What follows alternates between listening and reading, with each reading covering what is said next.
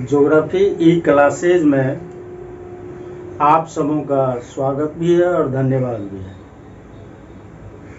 आज विशेष वीडियो में आप लोगों को जो हम बताने जा रहे हैं वह खुशी का दिन है। चूँकि जब मैं वीडियो बनाना शुरू किया हूँ तो उसका जीवन काल देखता हूँ तो क्षणिक है, जो मुश्किल से 3-4 दिन से यह प्रारंभ हुआ है। और आप लोगों का जो इसके प्रति प्रेम रहा, सहयोग रहा, चाहे छात्र हों, अभिभावक हों या शिक्षक हों, उन लोगों का सहयोग प्राप्त हो रहा है। चूँकि इस वीडियो को बहुत अधिक आप लोगों ने लाइक कर रहे हैं, शेयर कर रहे हैं, उसको सब्सक्राइब कर रहे हैं। इससे ज्योग्राफी ई क्लासेज के जो काम चल रहे हैं, छात्रों के हित में वीडियो बनाने का या छात्रों के हित में पठन पाठन के विषय वस्तु को समायोजन करने का, वह एक हमारे लिए सहयोग मिल रहा है और मुझे उत्साहित किया जा रहा है। खैर, इन सभी चीज़ों के लिए आप लोगों को साधुवाद है, धन्यवाद है। मैं आप सबों से, खास तौर पर छात्रों से यह आग्रह करूँगा कि आप इस ज्योग्राफी ई क्लासेज में अगर आप ये समझते हो कि ये हमारे हित की बात है तो आप इससे जुड़ें, आप इसे देखें और आप इस ई क्लासेज को उत्साहित करें, ताकि मैं आगे और भी आपकी समस्याओं को हल कर सकूं। आप अपनी सुझाव भी दे सकते हैं, आपकी जो अपनी समस्या है उस समस्या को भी रख सकते हैं। इन सब चीज़ को ध्यान में रखते हुए आप हमें और हमारे इस चैनल को उत्साहित करें। धन्यवाद। अब मैं बिना समय कुछ बिताए हुए आपके विषय वस्तु पर आता हूँ। विषय वस्तु है कि आज से पहले छात्रों ने, अभिभावकों ने, हमारे सहयोगी शिक्षकों ने भी यह बराबर आग्रह करते थे कि सर, छात्रों को सिलेबस समझाया जाए। छात्र ये नहीं समझते हैं कि उनके विषय में क्या पढ़ना है और किस आधार पर क्या अंक मिलने वाला है। तो उन वस्तुओं पर, उन तथ्यों पर, उन बातों पर हमने एक वीडियो, 2 वीडियो आपको शेयर किया है। उसको देख करके आप समझ भी गए होंगे कि सिलेबस क्या होता है और सिलेबस का स्वरूप क्या होता है, उसमें अंक क्या होता है। अब विशेष आग्रह होने लगा, छात्रों का विशेष कमेंट भी आने लगा कि सर, परीक्षा बहुत नज़दीक है बीए पार्ट फर्स्ट का,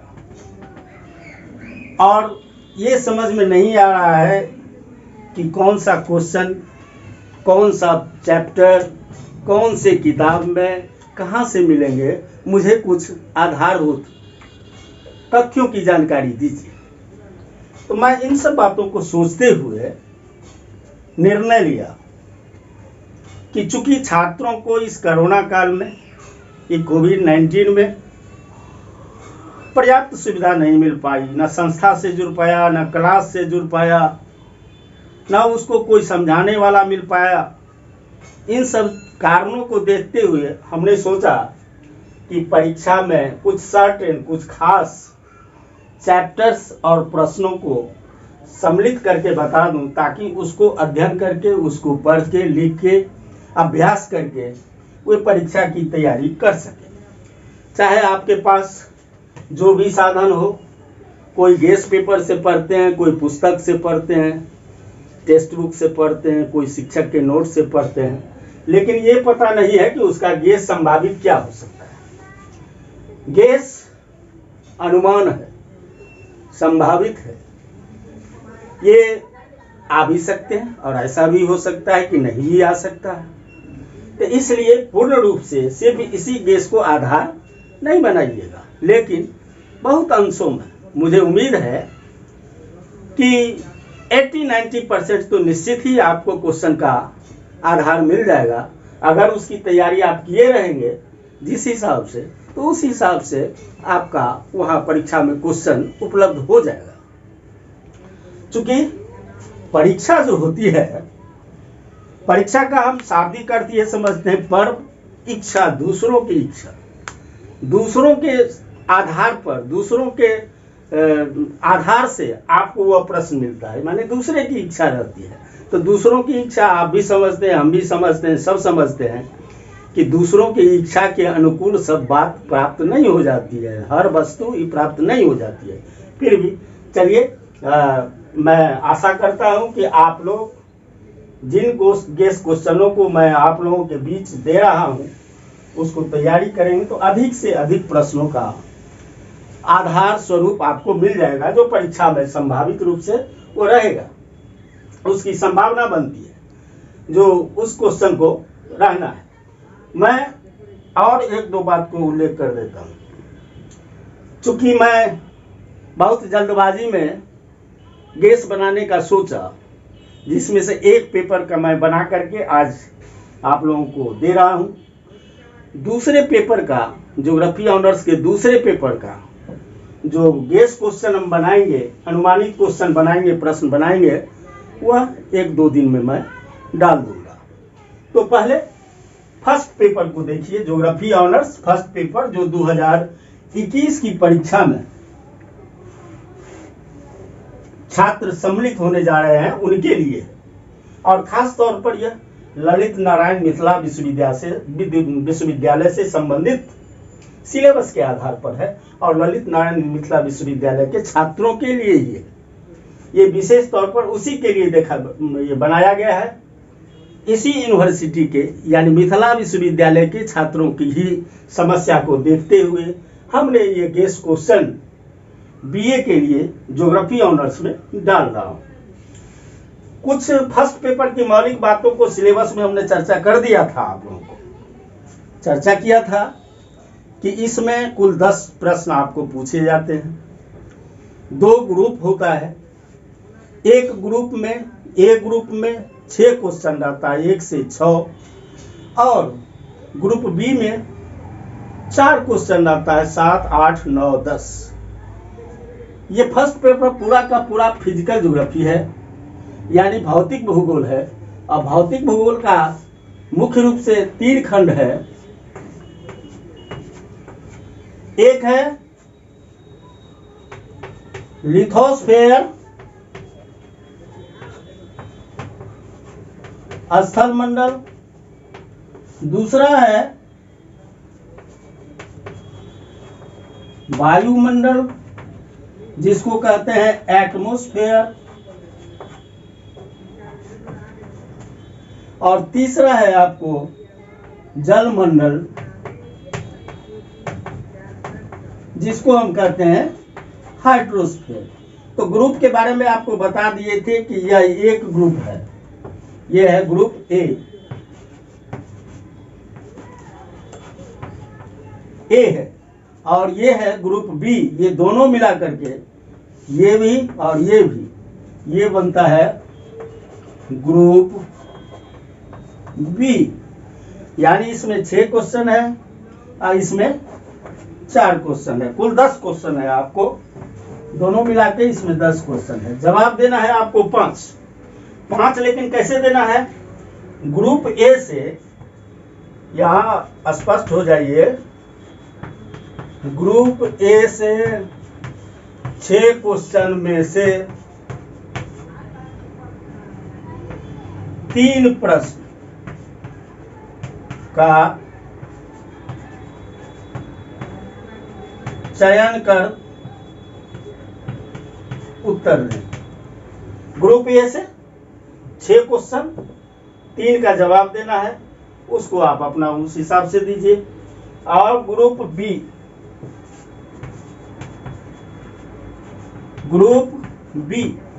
बी में है 4 क्वेश्चन, आंसर आप दीजिए 2 को, 2 चयन कर उत्तर दें।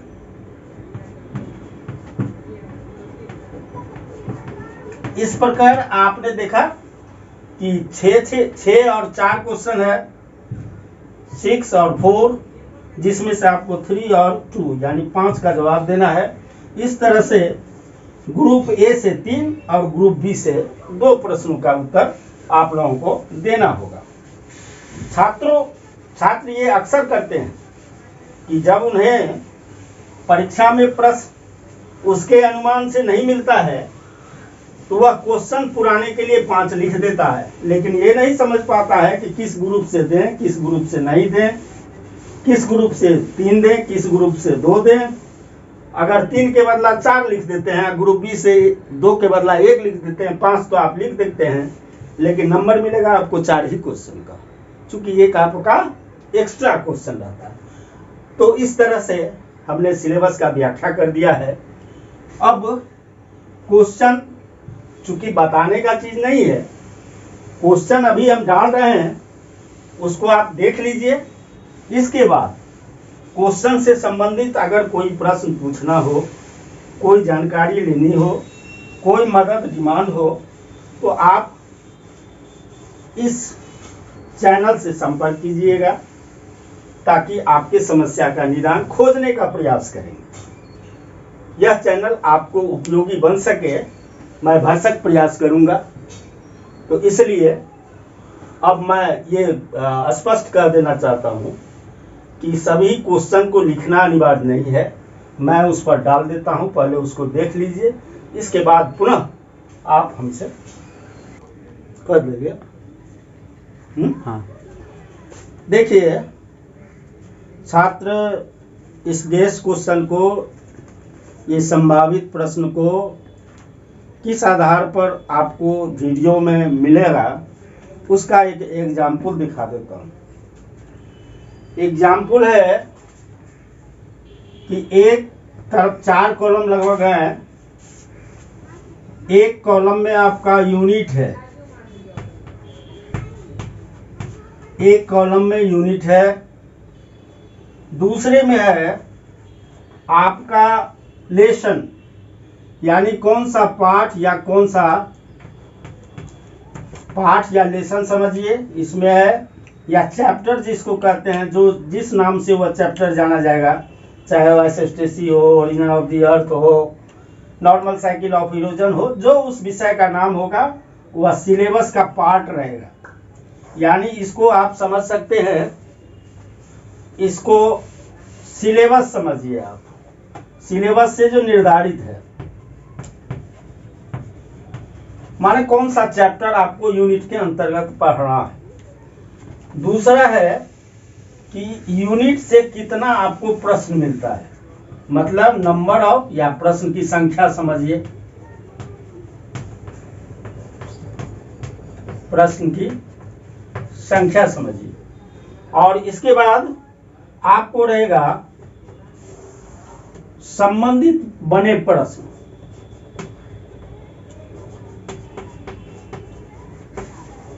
संबंधित बने प्रश्न,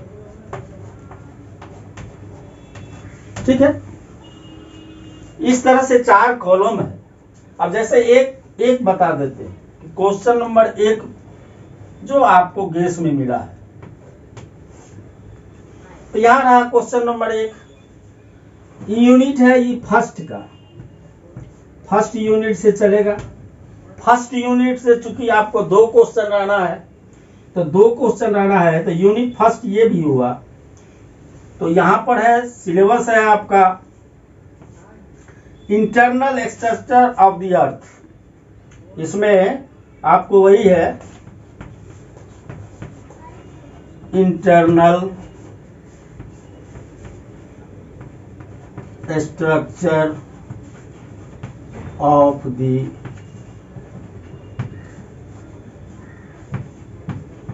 अर्थ, यानी पृथ्वी की आंतरिक संरचना, पृथ्वी की आंतरिक संरचना। तो एक क्वेश्चन इससे बना, इस चैप्टर से। अब यहाँ पर क्वेश्चन दिया गया है आपको, इस चैप्टर से रिलेटेड यहाँ बना करके दिया गया है कि भूकंप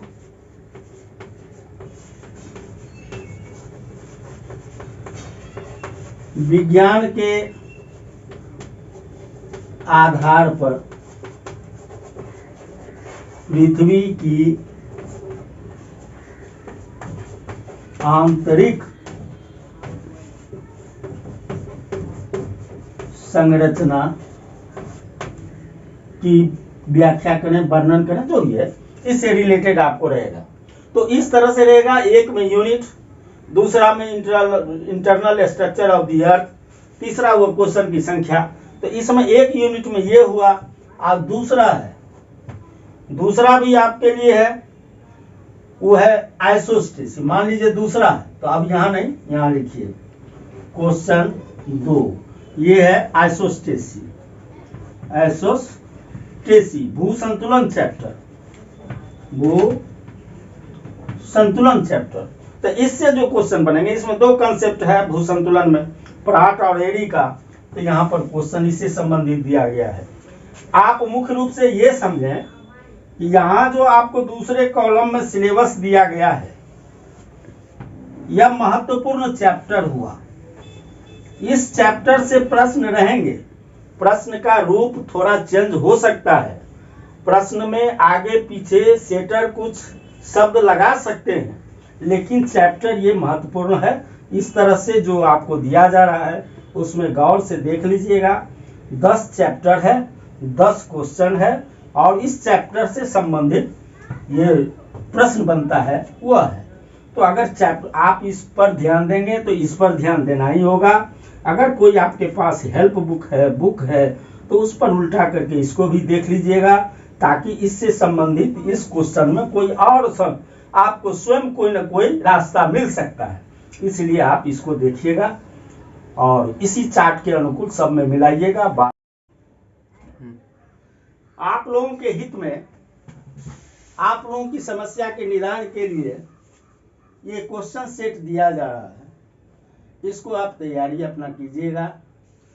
आप लोगों से यही विशेष आग्रह है, विशेष रूप से ये कहना है कि इस ज्योग्राफी ई क्लासेज को और ज़्यादा आप लोगों के लिए उपयोगी हो सके, इसलिए आप लोग उसको लाइक शेयर जरूर कीजिएगा, अपना कमेंट जरूर बताइएगा, अपना प्रॉब्लम जरूर उल्लेख कीजिएगा, ताकि मैं ससमय आप लोगों की समस्या का निदान की रास्ता खोज सकूं।